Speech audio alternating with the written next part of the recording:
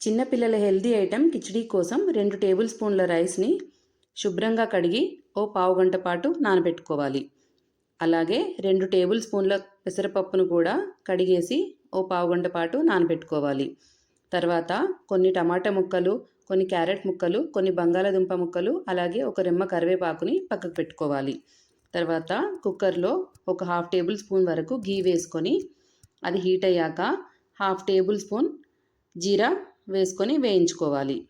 జీలకర్ర కాస్త వేగాక క్యారెట్, కరివేపాకు, అలాగే బంగాళాదుంప ముక్కల్ని వేసి ఫ్రై చేసుకోవాలి.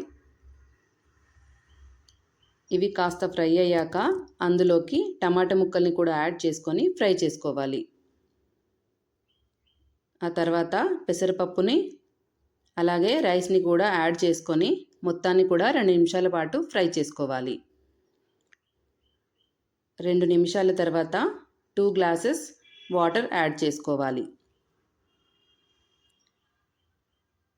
ఆ తర్వాత 3 విజిల్స్ వచ్చేంత వరకు ఉడికించుకోవాలి.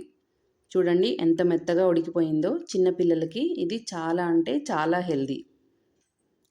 ఈ కిచిడిని 1 ఇయర్ నిండిన పిల్లలకు యూస్ చేయొచ్చు. Please subscribe.